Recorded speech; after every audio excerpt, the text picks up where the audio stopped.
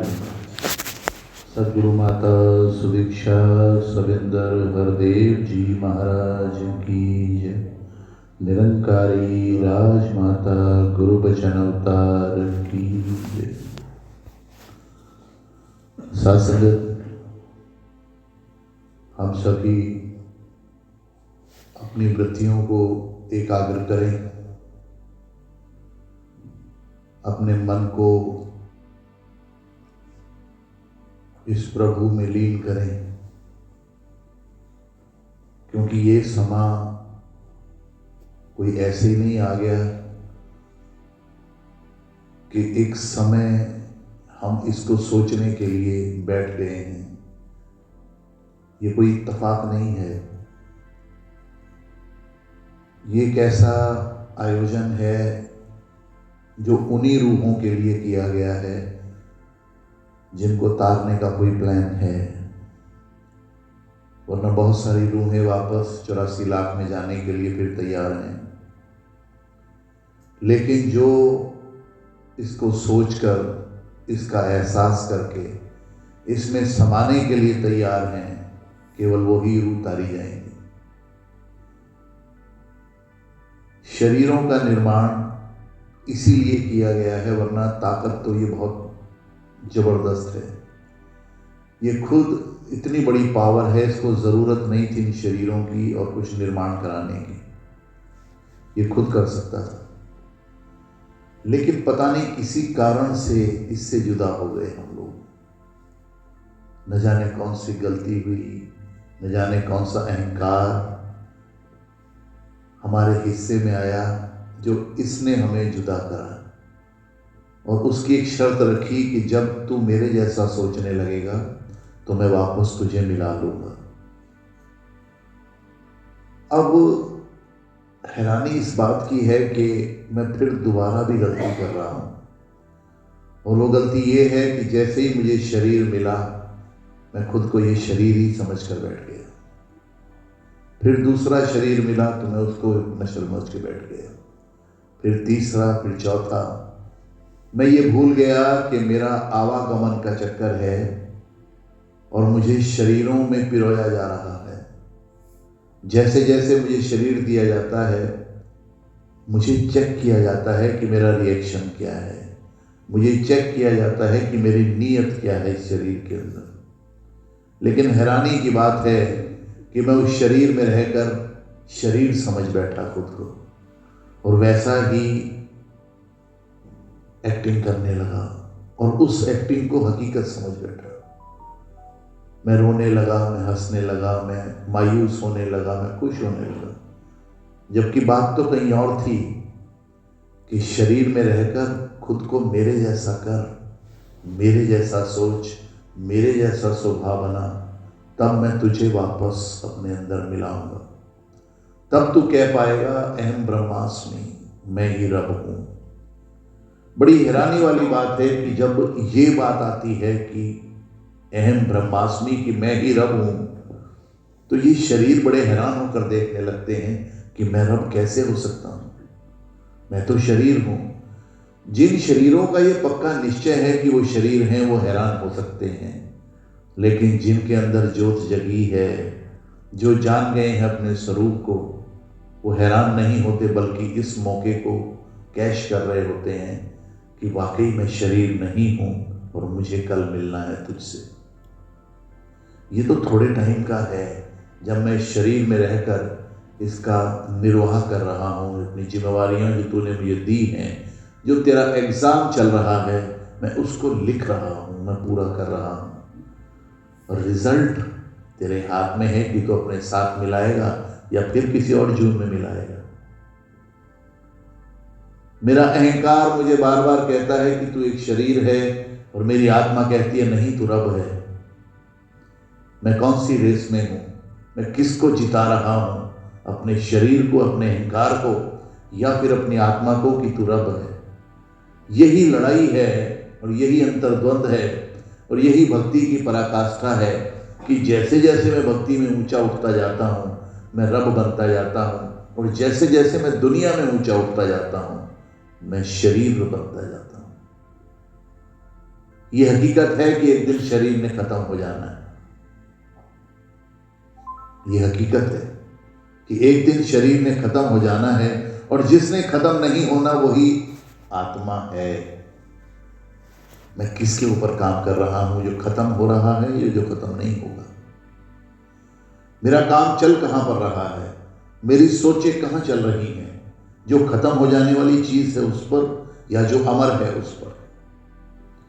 मुझे बार बार गीता का 18वां अध्याय कहता है कि आत्मा समाप्त नहीं हो सकती, ना इसको पानी गलाएगा, ना इसको आग जलाएगी। तू अमर है, तू अमर है, तू अमर है। लेकिन मेरा अहंकार कहता ना ना, आत्मा तो मेरे अंदर बैठी है, मैं तो खुद शरीर हूं। वो अपने आप को शरीर समझकर बैठ गया, और आत्मा को एक पार्ट समझकर बैठ गया कि एक छोटी सी पावर है जो अंदर चल रही है, और वो पावर मेरे करके चल रही है, मेरे अंदर है, मैं चला रहा हूं। कितना बड़ा अहंकार! जबकि आत्मा चला रही है शरीर को। ये कितना बड़ा सच है। तो मैं कौन हूं? मैं शरीर हूं या आत्मा हूं? अपना स्वरूप पहचान में प्राणी, अपना स्वरूप पहचान। तो हकीकत क्या है, सच्चाई क्या है? सच्चाई में संजीव भारद्वाज हूं या कुछ और हूं? सच्चाई ये है कि मैं किसी नाम से पुकारा जा रहा हूं या मेरा कोई नाम नहीं है। मैं किसी आकार में हूं या मेरा कोई आकार नहीं है। मैं इसी भ्रम में अपनी जिंदगी गुजार देता हूं, और एक दिन ये एग्जाम खत्म हो जाता है। जैसे ही एग्जाम खत्म होता है, इसका रिजल्ट आ जाता है, और रिजल्ट के रूप में मुझे फिर एक और युद्ध लड़ना होता है फिर आगे, जिसमें मैं ना बोलने की ताकत रखता हूं, ना सुनने की, ना समझने की। इसको पशु कहते हैं। और फिर उस पशु की जून में मैं एक और जीवन गुजारता हूं, फिर एक और, फिर एक और, फिर एक और। ये एक मौका है, एक अवसर है, जब मुझे ये शरीर मिला। ऐसे ही नहीं कहा गया कि मानव जन्म अमूला, इसका कोई मोल नहीं है, दुर्लभ, बहुत मुश्किल से मिलता है। पता नहीं कि शरीर में कौन सा अच्छा काम हुआ होगा तो ये वाली डिग्री मिली कि जा इस बार इंसान पर। सदगुरु हुंदा जगदा दाता क्या नहीं कर सकता। ये करने के लिए ही तो हमें यहां पे बैठा रहा है कि तुम दुनिया का भला करो ना करो, अपना भला अपने हाथ में है, कर सकते हैं।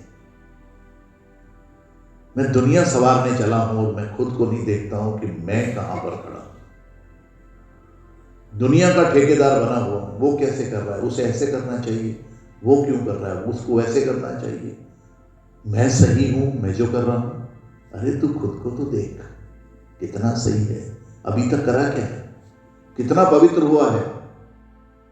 अभी अभी दर्पण से जो विचार आए हैं उसमें यह है कि क्या दूसरे के जख्मों को देखकर उन पे मल्हम लगाने का काम किया है या उनको ठीक करने का काम किया है? नहीं किया अभी। ओहो, अभी तो जख्म देखने ही नहीं आए। जख्म देखने नहीं आए तो फिर उनकी तामीरदारी कैसे होगी? फिर उन जख्मों का इलाज कैसे कर पाओगे? वो नजर ही नहीं है तो इतने दिन संगत में आके किया क्या? जख्म देखे नहीं बल्कि जख्म दिए होंगे। हाँ, दिए हैं, बहुत सारे लोगों को जख्म दिए हैं। क्या ये जिम्मेवारी थी मेरी कि मैं दूसरों को जख्म दूं, या मेरी जिम्मेवारी ये थी कि मैं जख्म को देखकर उसका इलाज मुहैया कराऊं? अपने लिए क्या किया? अभी तक कुछ नहीं किया। दूसरों के बारे में एक सलाहकार बन गया, एक एडवाइजर बन गया, एक शुभ चिंतक की तरह उसको दिखाने लगा कि मैं तेरा वेल विशर हूं। वेल विशिंग तो पहले अपनी शुरू होनी थी। जिस दिन निरंकार को देखा था उस दिन अगली बार अपनी तरफ भी नजर जानी थी कि तू कौन है। तू तो दिख गया कि तू जग का दाता है, कुछ भी कर सकता है, लेकिन मैं कौन हूं, मुझे क्या करना है? मुझे यह भी समझाया गया कि मैं तेरा अंश हूं। मैं तेरा अंश हूं तो तेरे जैसे गुण क्यों नहीं मेरे में, और अगर हैं तो मैंने उनको बंद क्यों करा हुआ है, ढका हुआ क्यों है? मैं शरीर का क्यों हो गया, मैं तेरा क्यों नहीं हुआ? किसके कारण? तूने बुद्धि दी, सोच दिया, विवेक दिया, ज्ञान दिया, क्या नहीं दिया? इस्तेमाल कौन करेगा? वे बड़ा खूबसूरत पेन खरीद के लाए, कोट की जेब में लगाकर बैठ गए। पेन का काम कोट में सजने का नहीं है, बल्कि एक अच्छी लिखाई देने का है। एक सुंदर ज्ञान का वास्तविक अर्थ है कि उस ज्ञान का प्रगटावा किया जाए, उस ज्ञान का प्रसार और प्रचार किया जाए। और प्रसार प्रचार के लिए बड़ी हैरानी वाली बात है, कल भी हम आ रहे थे रास्ते में तो एक संत साथ बैठे थे, बोले मैं बहुत लोगों से कहता हूं ज्ञान ले लो, ज्ञान लेते नहीं, मेरी बात नहीं सुनते। मैंने कहा कहने से कोई सुनता है? हमने अपने माँ बाप की बात सुनी थी क्या? जबकि वो सबसे बड़े वेल विशर थे। हमने उनकी आधी बातें सुनी, आधी इग्नोर करी, जबकि वो सबसे क्लोज थे, हमारे सबसे बड़े वेल विशर थे। कहने से कोई सुनता है? करके दिखाओ। आजकल दुनिया करके देखकर भी यकीन नहीं करती, वहां भी शक करती है कि शायद इसमें भी कोई झूठ छुपा है, इसमें भी कोई चालबाजी है, जबकि उसके खुद के लिए भले की बात हो रही होती है। स्थान स्थान पर घूमकर, कल भी नजीबाबाद में माता जी रहमत कर रहे थे, परशुराम नगर में थे। ये प्रचार यात्रा क्यों चल रही है? ये इसलिए चल रही है कि बातें समझ आ जाएं। गुरु करके दिखा रहा है। जब गुरु करके दिखा रहा है, मैं तब भी नहीं समझ पा रहा, तो कहने से बात बन जाएगी। आज इस माइक से जितना भी कहा गया, संतों के विचार आए गीत रूप में, विचारों के रूप में, मैं कल बदल जाऊंगा क्या? सच्ची बताएं, क्या बदल जाऊंगा? ना, बस जैसे कल संगत की थी वैसे आज हो गई, खत्म। इसके बाद कुछ नहीं। मैं वैसा का वैसा, जैसा था। दुनिया का रंग 2 मिनट में चढ़ जाना है, संगत का रंग थोड़ा भी नहीं चढ़ता। बस एक चाय और एक थोड़ा सा हलवा जरूर आता है अंदर, इसके अलावा कुछ अंदर नहीं जाता। क्यों? मैं अलाउ नहीं करता कि अंदर रहे, मैं उसको आने की परमिशन नहीं देता। मैं कहता हूं मैं ठीक हूं, जो बोला जा रहा है वो तो रोज ही बोलते हैं, क्या जरूरत है रोज सुनने की? बस आ जाता हूं क्योंकि एक मन में अपराध बोध है कि चल सारा दिन उल्टे सीधे काम किए, संगत में चला जाओ। सीखने के लिए कभी और आऊंगा जी। सतगुरु दाता दर आया दी, चोली छीन विच पर सकदा है, अखां तो झट परदा ला के नूरी चानन कर सकदा है। नूर की बात करी थी अभी संतोष जी ने। सुकून, नूर कैसे आएगा? जब मैं खुद को भूल जाऊंगा और इच्छाएं खत्म हो जाएंगी। इच्छाएं कैसे खत्म हो जाएंगी? एक राजा कौन होता है? राजा वो होता है जिसके अंदर इच्छाएं नहीं होती, क्योंकि उसके पास सब कुछ होता है। एक भिखारी कौन होता है? जिसके पास इच्छाएं होती हैं, उसे हर चीज चाहिए, उसके पास हर चीज की कमी है। लेकिन हमारी लैंग्वेज में राजा और भिखारी केवल उसको कहा जाता है जिसके पास पैसे हैं वो राजा, जिसके पास नहीं है वो भिखारी। बात इच्छाओं की हो रही है। इच्छाओं के राजा कौन है? इच्छाओं के राजा का मतलब ये नहीं कि मैंने कार की इच्छा की, कार मिल गई, कोठी की इच्छा की, कोठी मिल गई, संतान की इच्छा की, संतान मिल गई, नौकरी की इच्छा की, नौकरी मिल गई। ये इच्छाओं की पूर्ति नहीं है, बल्कि एक ऐसा इंस्ट्रूमेंट लगा दिया गया है कि जिसको देखूं उसको शुक्राना। तो ये दे रहा है तो शुक्राना, तो वो दे रहा है तो शुक्राना, तो नहीं दे रहा तो शुक्राना, तू दाल दे रहा है तो शुक्राना, तू पनीर दे रहा है तो शुक्राना, तू पैदल चला रहा है तो शुक्राना, तू गाड़ी पर चला रहा है तो शुक्राना। इच्छा खत्म। जो तू दे रहा है तेरा भाणा मीठा लागे। इच्छाएं खत्म तब होती है। अगर उसके बीच में से भी मेरी इच्छाएं जिंदा हैं तो मुझे भी समझ नहीं आई जो बातें होती हैं। मैं ये नहीं समझ पाया कि सतगुरु होता जगदा दाता, जो ये चाहे कर सकता है। पहली लाइन ये समझ नहीं आई, बस अवतारवाणी में लिखी थी, मैंने पढ़ ली। तू क्या नहीं कर सकता, तू सब कुछ तो दिए बैठा है, और क्या देगा? तूने एक सुकून दे दिया, कितना भारी शब्द दे दिया। जब तूने सुकून ही दे दिया तो बाकी रह क्या गया? सारी दौड़ ही सुकून तक थी, सारी दौड़ ही उस रिलैक्सेशन तक थी, जहां पर बैठते ही करे वाह क्या बात है, गुरु तेरा शुक्राना, तूने वो समझ दे दी, तूने वो अंदाज दे दिया, तूने वो एहसास दे दिया कि इसके आगे कुछ होता ही नहीं, तूने अपने आप को ही दे दिया। मैं तुझे याद करता हूं तो मेरे सामने होता है, सारी शक्तियों का मालिक मेरे सामने, निराकार साकार तू, सब कुछ तो है, सब कुछ तो है, केवल केवल और केवल मेरी तसल्ली नहीं है, बस सब कुछ तो है जी। नाम दा दारू दे के सतगुरु सभे रोग गवा देंदा ਏ अवतार गुरु जे पूरा होए छिन विच राम मिला देंदा ਏ। नाम दा दारू दे के सतगुरु सभे रोग गवा देता है। कौन से रोग हैं? गोडे दुखते हैं, शरीर काम नहीं करता। कल भी कुछ संत आए, गोडे दुखते हैं, शरीर काम नहीं कर रहा है, आंखें काम नहीं कर रही है, रोने लगे। कब तक उलझे रहना है शरीर के साथ? एक दिन तो छोड़ना पड़ेगा। अभी क्यों नहीं छोड़ देते? छोड़ना किसके ऊपर? इसके ऊपर छोड़ना। तूने दिया है, तू ही संभाल, मैं तो इसको खुराक देता रहूंगा, बस जो तू कहेगा वो होता रहेगा। अब एक बात है कि एक मशीन की उम्र है और मशीन को घिसी भी बुरी तरह से गई, खराब भी बहुत किया। अब जब वो चल नहीं रही ठीक, इसमें गुरु क्या करे? वो जो अंदर वाली मशीन है जो दिखती नहीं है, उसको तो रिपेयर कर लिया जाए। जो मानसिकता है, जो सोच है, उसको तो रिपेयर किया जाए, उस पर काम किया जाए। शरीर तो छोड़ना भी पड़ेगा, अपना ही नहीं, बहुत सारे लोगों का छूटता है, रोज छूटता है। कब तक इसका मोह रखूंगा?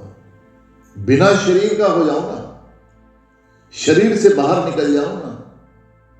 शरीर में रह के तो शरीर चिमड़ा रहेगा, इसके दर्द और दुख मेरे साथ रहेंगे। अब भी तो है, अगर शरीर स्वस्थ है तब भी रोग लगे, अहंकार का रोग है। मेरे को कोई पूछता नहीं, मेरे को कोई बात नहीं करता, मेरी वो इज्जत नहीं करते जो मैं जिसको डिजर्व करता हूं, लोग मेरी इज्जत नहीं करते। ये भी तो रोग है। कब तक इस शरीर के चक्कर में लगा रहूंगा? मैंने ये खाना था, मिला नहीं, मैंने वहां जाना था, गया नहीं। और यार कहां पड़ा है चक्करों में? छोड़ना थोड़ी देर के लिए तो छोड़, चल घंटे के लिए छोड़, उस आनंद को ले। छुपता भी नहीं, क्या करें? ज्ञान समझ आने में बहुत सारी बाधाएं, बहुत सारे रोग हैं, लेकिन ये सभी रोगों की दवाई दे रहा है। नाम क्या है? कि इसका नाम याद रहे, इसका एहसास याद रहे, इसकी शक्तियां याद रहें, ये याद रहे, यही तो नाम है। रटना थोड़ी है नाम, निरंकार निरंकार निरंकार निरंकार, ऐसे नहीं। इसका मतलब ये नहीं है। और दारू क्यों कहा गया है? क्योंकि दवाई है, इसकी याद ही दवाई है। अगर ये याद है और ये दिख रहा है तब भी याद नहीं आ रहा, तो बड़ी हैरानी है। निराकार साकार तू, जो दिख रहा है वो भी तू, जो नहीं दिख रहा वो भी तू, जो बोल रहा है वो भी तू, जो चुप है वो भी तू, जो जड़ है वो भी तू, चेतन है वो भी तू, जो चल रहा है वो भी तू, जो खड़ा है वो भी तू, जो आवागमन के चक्करों से दूर है। देखिए कि चीज मिटती नजर आ रही है, वो संसार है, और जो स्टिल खड़ा है, इन सब के बीच का जो आधार है वो तू है। तू चल क्यों रहा है, तू बोल क्यों रहा है? क्यों? तू मुझे समझा रहा है। हर एक इंसान निरंकार है, हर एक वस्तु निरंकार है, हर एक बोलती चीज, हर एक चुप रहती चीज निरंकार है। मैं कब तक डिफरेंस करूंगा इनमें? कब तक ये सोचूंगा कि ये है और ये नहीं है, ऐसा है और वैसा नहीं है? कुछ भी तो ऐसा नहीं है जो तेरे से जुदा है, सब कुछ में तू है, लेकिन मैं कहीं और हूं। तू कहीं खोया थोड़ी है, तू तो हर जगह मौजूद है, खोया तो मैं हूं जो मैं तुझे ढूंढ ही नहीं पा रहा। आंखों में तो मेरे पट्टी बंधी है, तू तो मौजूद है। अब मैं तुझे पाकर भी खो रहा हूं तो मैं अभागा हूं। तू मेरे आमने सामने ऊपर नीचे दाएं बाएं सब तरफ है, मैं तुझे ढूंढ क्यों रहा हूं?